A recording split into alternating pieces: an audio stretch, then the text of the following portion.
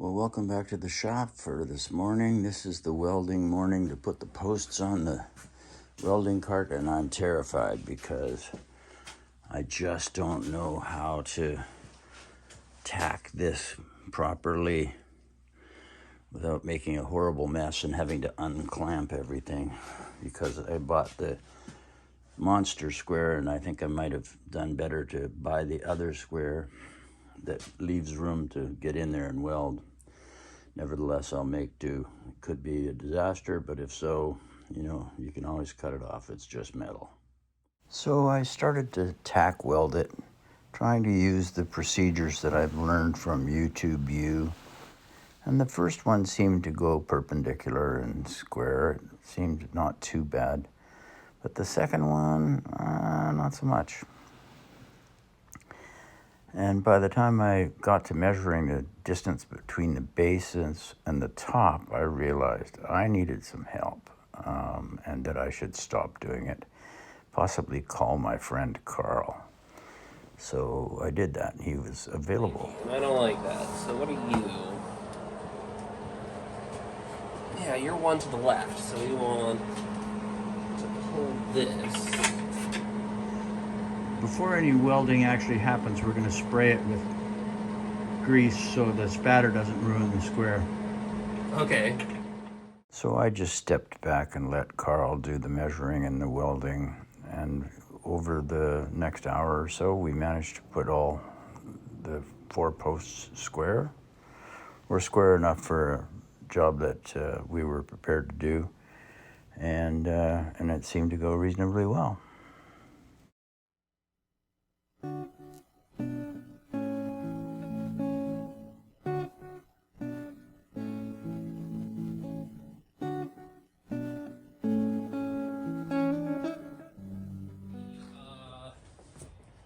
You're on video.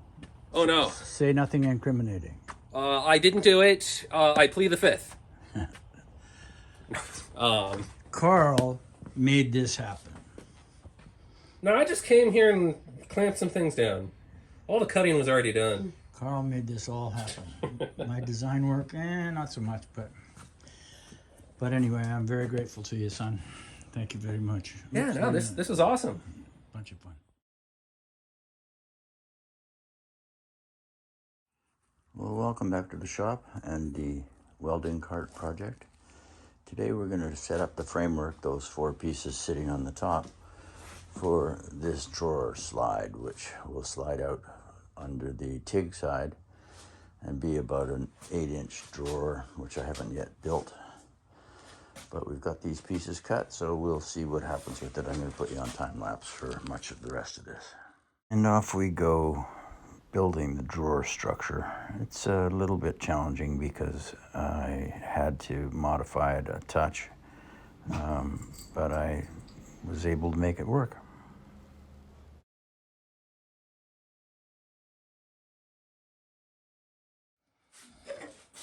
Well, it's a blessing to have a wife who brings you down a muffin in the morning,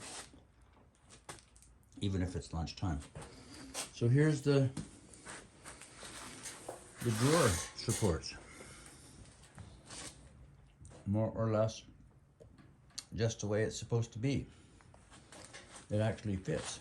I'm dazzled. And the drawer would even come out.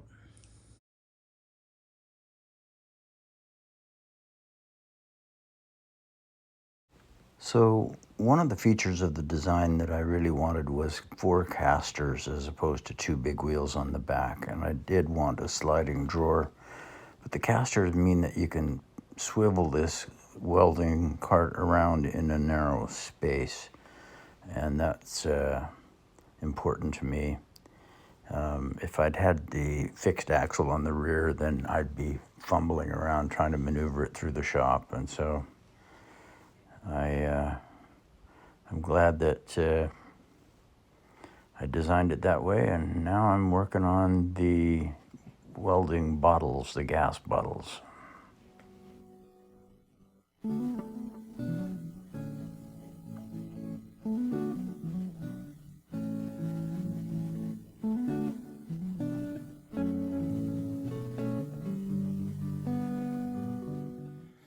Well, welcome back to the shop. I'm halfway through a day of working on the welding cart, as always.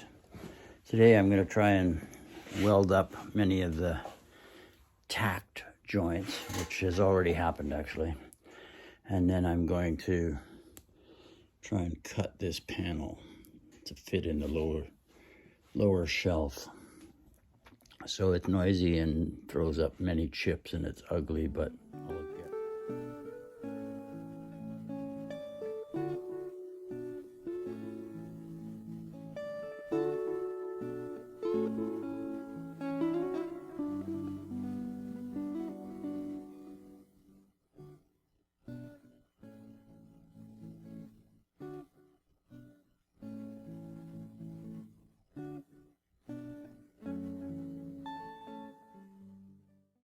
Karl suggested I make a template for the base. I didn't do that. I just cut the notches out a little bit larger than necessary, and that seemed to work.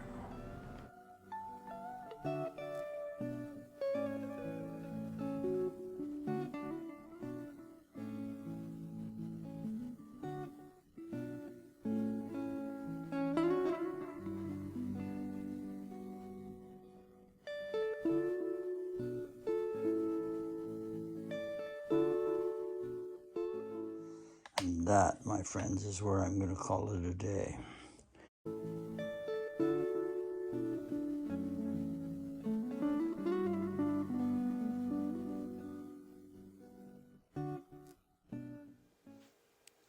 Well, welcome back to the shop. This morning we're going to test to make sure that the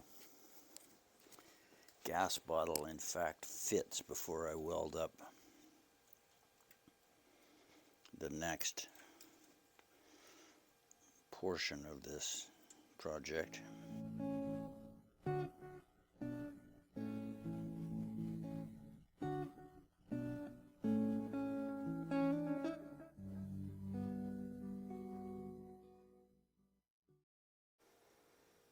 Well, the bottle fits where I want it to fit.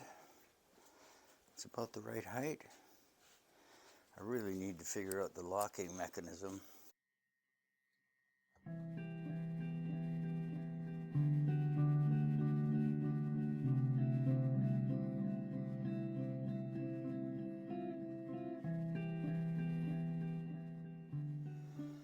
How's my girl? And my wife.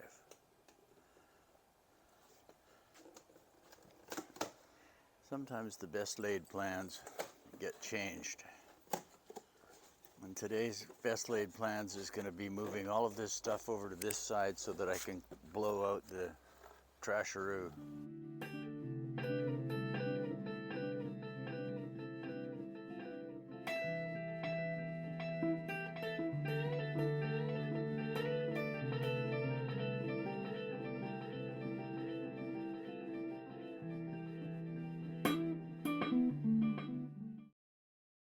I finally cut the pieces to hold the gas bottles in. This morning's project is to do the fiddly bits and to finish weld the bottom for the gas bottles, and that's it. I'm just struggling today.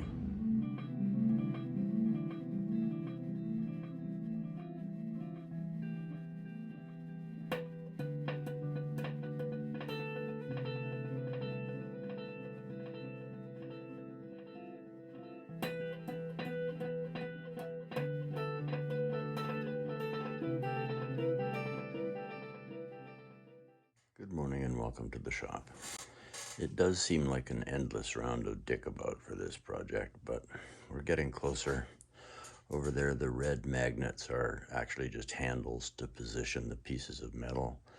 I've punched some holes in them. I'm hoping to just spot weld those pieces in. Then I'm gonna mount the 4 vertical posts that will help contain the gas bottles, and then I have to figure out what to do about the TIG rod rack that will be in the middle of the gas bottles. And then I've just figured out an idea for hanging the cords for the front. So still days, if not weeks of work to go, but you know, we make some forward progress. So off to time lapse.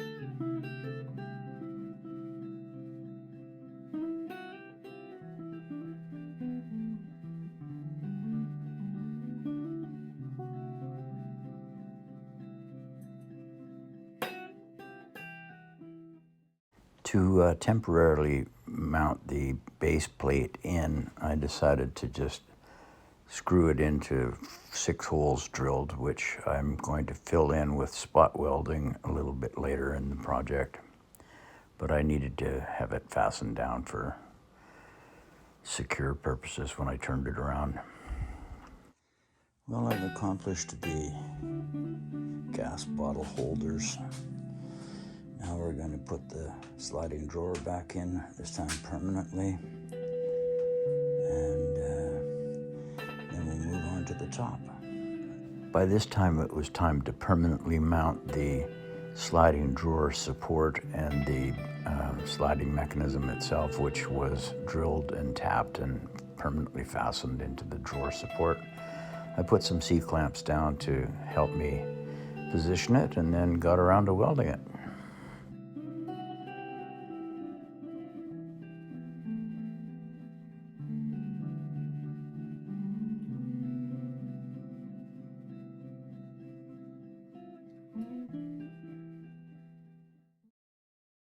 And once the sliding drawer bracket and support was permanently installed, I could put the cross pieces in on the top. So got around to doing that, and that was the end of the main structure. Well, milestone, the fundamental structure is done. I'm committed. I couldn't get the base plate, base tinfoil base, what am I trying to say, the base sheet metal out without the possibility of bending it, but it doesn't really need to come out. I had just kind of hoped it might from time to time. Well, as it turns out, I can remove the base sheet metal by wiggling it out and turning it sideways, which was helpful in painting it much later on in the project.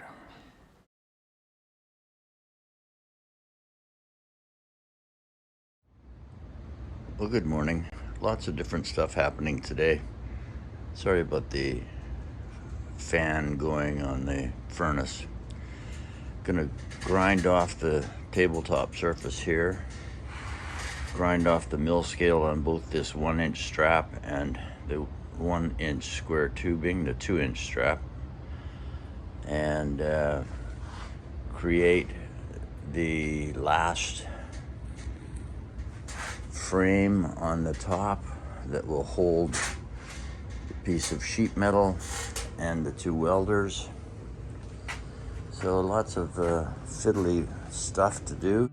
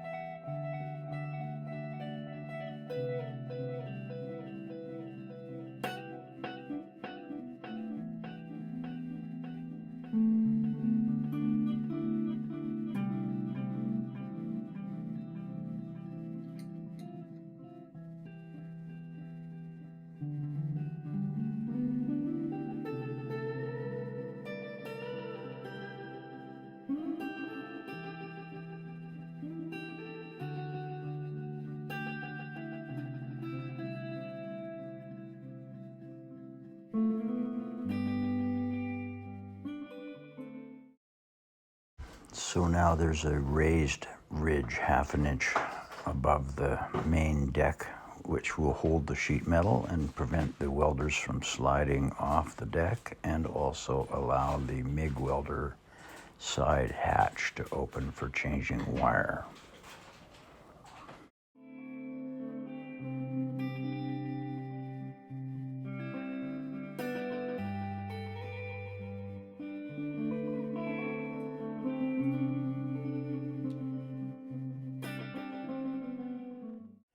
Well, that's enough for this shift today.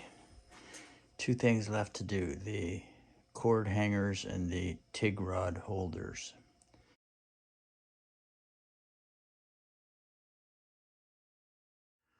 Well, it's been a long day, but now we're going to do a little bit of detail work. We're going to punch a hole in each end of this bar, and then we're going to use it to drill absolutely identical holes in the sliding tray,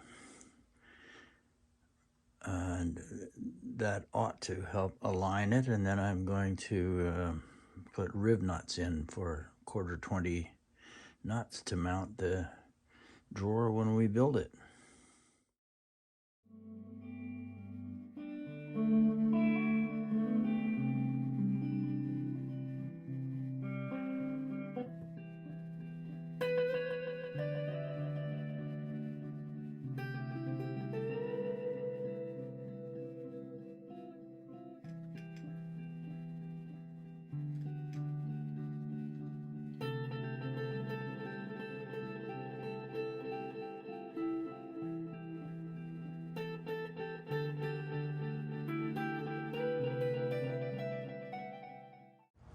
Well, this one worked. The 1024, the second time I put it in, seemed to tighten it down.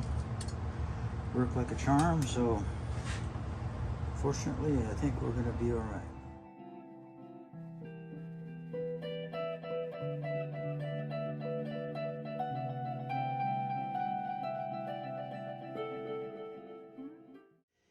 Well, in the interests of simplicity, I think what I'm going to do is just block off this upper layer, put a plate on the bottom layer, and then just let the TIG rods rattle around instead of trying to put them into specific pigeonholes. I'm just going to leave them rattling around in there. It'll be much simpler. And moving on to the electrical boxes. One of the welders has a plug like this, where the cord comes out the bottom, and the other one has a plug where the cord goes in the backside. So I think what we're going to wind up doing, object of the exercise being to plug in the two welders into two boxes that are wired together, and a pigtail will be coming out of those two boxes with one single plug, this plug, which will then go into my cord that comes in from the outside. So if I put a box on the floor, I realize it's galvanized, but I think I'm going to wind up welding it right there. And the other one with the cord that comes out the bottom will go up here.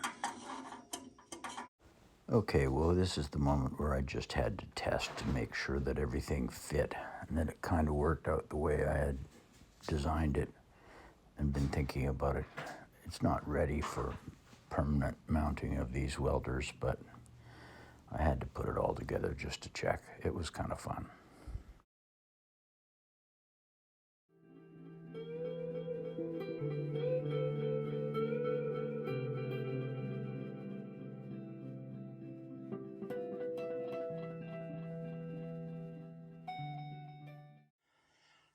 Well, here's all the residual trash on the desk, most of which is going to go in the drawer.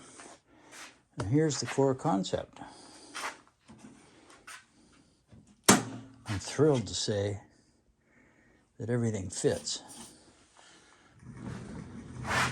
I do need to figure out what to do about the cords. That's why I put it all together right now, just to be, one, to be sure it all fit, and two, to figure out what to do with the cords. But yeah, Thrilled. Yippee! Long couple of weeks.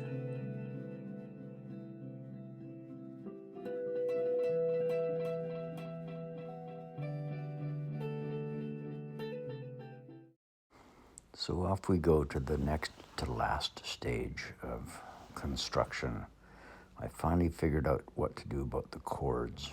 So I took some flat bar, cut it into various lengths, and bent a semicircle, created a little pattern for the semicircle, and started to bend it using some tools that I had made for my vise. And again, it seemed to work out pretty well. I haven't actually loaded the cords onto it yet, but I'm pretty sure it's going to work.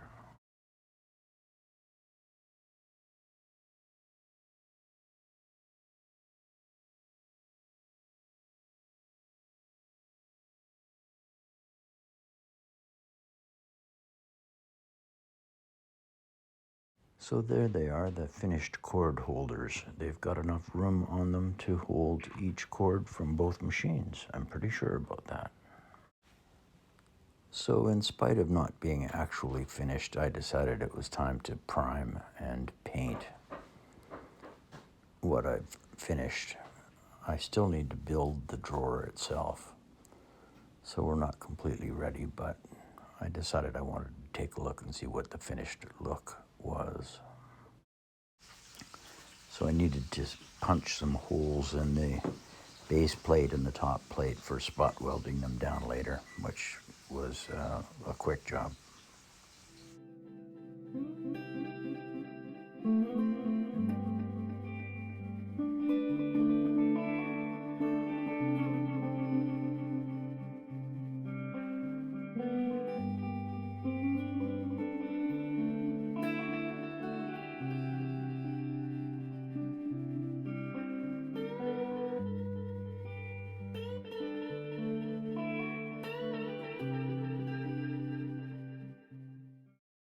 There's no doubt that I'm one of the worst welders on the planet, so there was a lot of finish welding, little small tacks that had to go to fill holes, and so I spent some time doing that.